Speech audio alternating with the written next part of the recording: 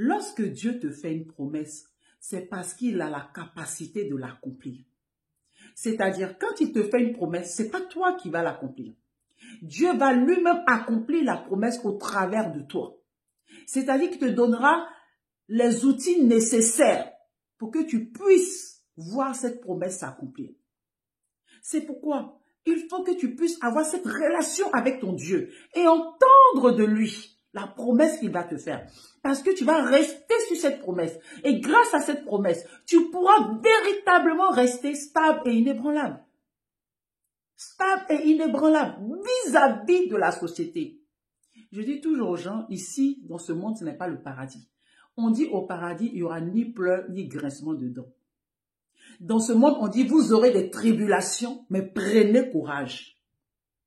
Jésus dit, prenez courage, j'ai vaincu le monde. C'est pourquoi tu as besoin de t'accrocher à une promesse. Mais cette promesse, il faut que toi-même tu l'aies entendue de ton Père céleste. Ah, ça là, c'est une force, je vous assure. Si Abraham a passé tout son temps à se balader, quelqu'un pourra croire que c'est un vagabond, genre il n'a rien à faire, il se balade partout, à gauche, à droite. Non, c'est parce qu'il a entendu quelque chose de Dieu. Il a reçu une information de Dieu. Donc pendant tout ce temps, toutes ces années que Adam est en train de faire, quelqu'un d'autre pourrait lui dire, mais pourquoi tu es en train de perdre du temps? Abraham n'était pas en train de perdre du temps. Abraham est en train de marcher tout doucement vers l'accomplissement de ce que Dieu lui avait dit. Pareil avec Noé. Le gars est en train de construire une arche. Quelqu'un va le voir, va lui dire, mais tu es en train de perdre ton temps. Tu perds ton temps, ça ne sert à rien. Ça a pris combien? On nous dit que ça a pris 120 ans quand même. Hein? Oui, 120 ans selon leur époque. Puisqu'ils vivaient jusqu'à plus de 900 ans. Donc 120 ans, c'était rien du tout. C'était rien du tout. Abraham a entendu de Dieu qu'il allait avoir un enfant. 10 ans après, ce n'était rien. Il s'est accroché à ça. On n'est pas en retard. Regardez l'histoire de Joseph. J'aime beaucoup toujours la Genèse. La Genèse est merveilleuse. Quand tu médites la Genèse, je t'assure que tu vas t'accrocher, tu ne vas jamais tomber, tu ne vas jamais faillir. Il faut que la révélation de la Genèse vraiment puisse s'attacher à toi. Je prie que Dieu ouvre tes yeux afin que lorsque tu étudies la Bible, tu puisses véritablement avoir la révélation. Que cette parole soit vivante dans ton cœur. Que cette parole soit vivante pour toi. Regardez Joseph, je reviens sur l'histoire de Joseph. Joseph a été pris, il a été vendu. Joseph était esclave de Potiphar. On va le voir dans notre époque. C'est comme si Joseph travaillait cadeau. C'est comme si tu es servante. En Côte d'Ivoire, on dit servante ou boy pour les garçons. C'est-à-dire, tu travailles et on ne te paye pas. On ne te paye pas. Et en plus, on nous dit que tout ce que Joseph touchait était réussi, était une bénédiction. Par la présence de Joseph, la maison de Potiphar était bénie. Potiphar lui-même savait que ce garçon qu'il avait emmené chez lui, ce jeune garçon qu'il avait emmené chez lui apportait de la bénédiction. Il a vu que tout réussissait. Au point même, la Bible te dit qu'il a confié toute la charge de la maison à Joseph.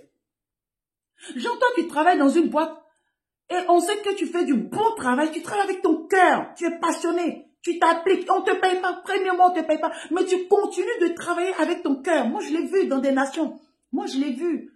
Je connais une jeune fille en Côte d'Ivoire qui travaille dans un service qui m'a dit pendant plusieurs mois elle n'avait pas été payée. Et chaque fois, elle partait travailler.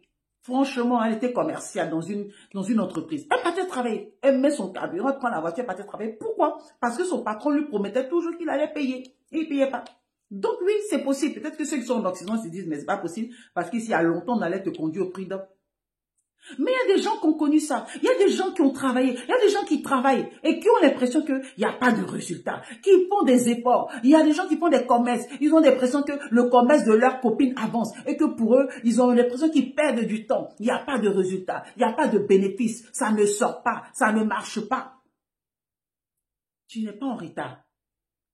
Parce que quand tu sais que tu sais que. Parce que Joseph savait, hein, il savait qu'il partait vers sa destinée. C'est pourquoi il est resté toujours fidèle et stable dans ce qu'il faisait. Parce que si Joseph n'avait pas une communion avec Dieu, bien-aimé, si Joseph n'avait pas de relation avec Dieu, bien-aimé, occasion lui était offerte. C'est-à-dire que là, il a eu une occasion. La femme de Potiphar. C'est-à-dire que tu travailles pour ton patron n'est jamais là. Le gars, c'était ministre, le gars, c'était DG. Le gars, je ne sais pas, c'était un général. Ton patron n'est pas n'importe qui. Donc sa femme, c'est pas n'importe qui. Tu regardes l'opportunité, tu te dis, je souffre ici, là. Ça fait combien de temps je travaille, je n'ai pas de résultat. Je souffre, je transmets, je galère. Voici occasion. Elle, au moins, si je vais avec elle, peut-être de temps en temps, elle va me glisser des billets. Elle, au moins, si je suis avec elle, de temps en temps, elle va me demander de me reposer. Elle, au moins, si je suis avec elle, il pouvait saisir l'occasion. Il y a des occasions comme ça qui vont arriver sur ton chemin. Ou par exemple, quelqu'un va te dire, ah ma copine, moi je suis en train de faire mon commerce, ça marche parce que je suis partie voir tel marabout.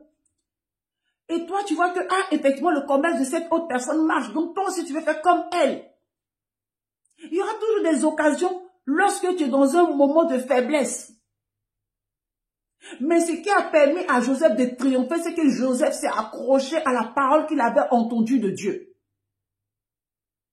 Parce que Dieu allait faire de lui la tête.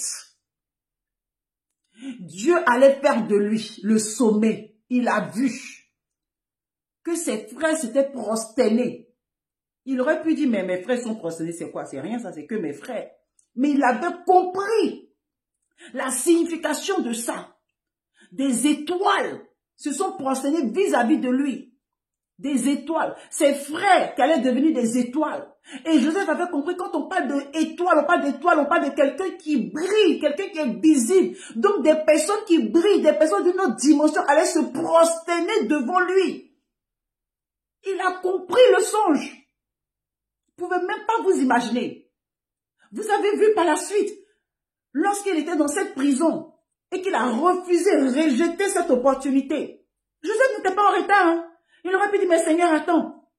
Mes amis sont en train de travailler sur l'université. Mes amis sont en train d'étudier. Et moi, je suis là, je souffre. Tu m'avais dit ça, je ne comprends pas. Non, il a rejeté l'occasion. Il a rejeté ce qui allait venir rapidement. Il a rejeté ça. Il a préféré faire le choix de ce que Dieu lui avait promis.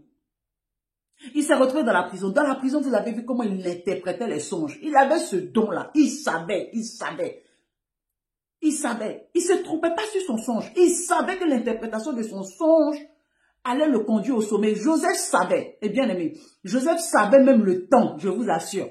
Il savait le temps. Parce que quand Pharaon est venu lui donner l'interprétation de son songe, enfin pas l'interprétation de son songe, plutôt l'explication de son songe afin que Joseph puisse interpréter, vous avez vu que Joseph a dit le temps, hein, il a dit cette année, tac, et cette autre année, ça. Il savait. Donc il a attendu. Il a attendu. Il avait tous les détails. Souvent, nous avons des promesses de Dieu. Nous savons. Nous avons des promesses de Dieu. Mais une situation va arriver et nous sommes alarmés. Nous sommes attristés dans notre âme. Et nous nous disons, voilà, je ne sais pas, depuis Dieu a parlé sur ma vie, je ne comprends pas. Je ne vois pas. Regarde, les autres sont en train d'avancer. Les autres sont en train d'évoluer. Pour moi, là, ça n'avance pas. Je ne sais pas, je ne comprends pas. Tu es triste et tu viens devant Dieu. Même Dieu, il ne comprend pas. Il ne comprend pas parce que Dieu t'a parlé une fois. Et Dieu est tellement fidèle dans sa parole qu'il n'a pas besoin de se répéter. Il sait que ce qu'il a dit va arriver. Je vous assure. Ça, je l'ai compris. Je l'ai compris. C'est pourquoi il faut rester accroché à une communion avec Dieu. Sois constamment avec lui. Afin de te rappeler toujours de ce qu'il a dit sur toi. Et si tu ne sais pas encore ce que Dieu a dit sur toi, cherche dans ta communion, entends ce que Dieu a dit sur ta destinée. Je vous assure, ça change la vie. Ça change la vie. Ça fait que quand tu es en face de quelqu'un, tu sais ce que Dieu a dit sur toi. Parce que celui qui est en face de toi ne saura jamais ce que Dieu a dit sur toi.